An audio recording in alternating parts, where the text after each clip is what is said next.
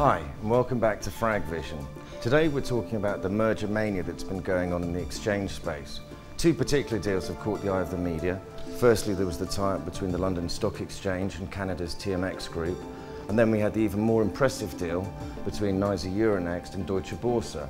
But what's really behind these deals? What's the commercial imperative? Why are they all happening now? And more importantly, what's the impact on market structure, given that so much of the regulatory push has been pro-competition rather than against it?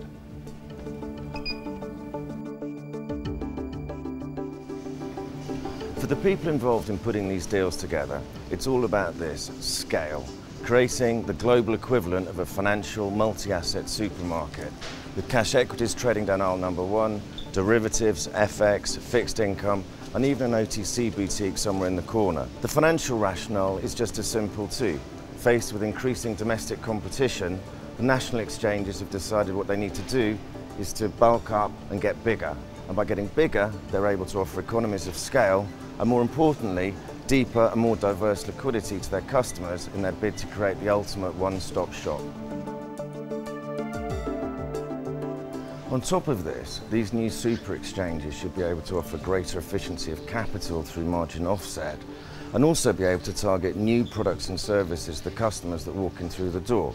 And of course, they will try and target these customers with new products, especially those that they own the IPR in, such as derivatives, because they can generate higher fees on these types of products.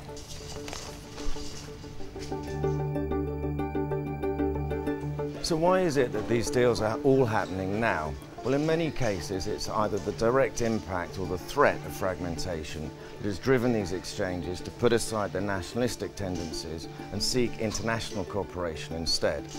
And of course, it's ironic that in their bid to break up the national monopolies of exchanges, the regulators seem to have created global ones in their place. And in fact, the regulators are looking at these deals very carefully. But the thing they have to understand is that in today's world of global financial markets, the concept of a national stock exchange is completely dead.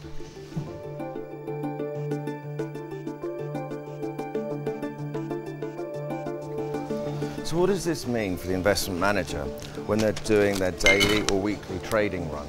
Well, for one thing, if the exchanges can deliver on these economies of scale, then I should be able to enjoy much lower fees when it comes to checking out at the end of the day. But of course, there's also the issue of transparency, and that's something the regulators are going to be looking at, particularly because so many of them will be involved in each of these sprawling new super exchanges.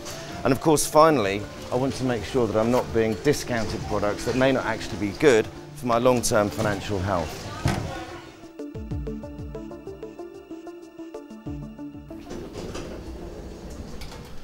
So maybe big isn't always beautiful after all. And those people that have been writing off the smaller alternative community are possibly being a bit premature.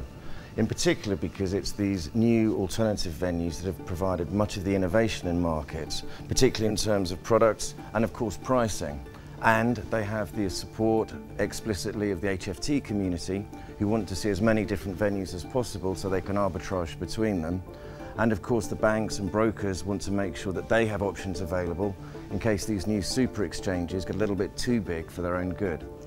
One thing's for absolute certain though, you're going to see more mergers and acquisitions in the space, and to my mind you've either got to be really small, niche and focused, or absolutely huge.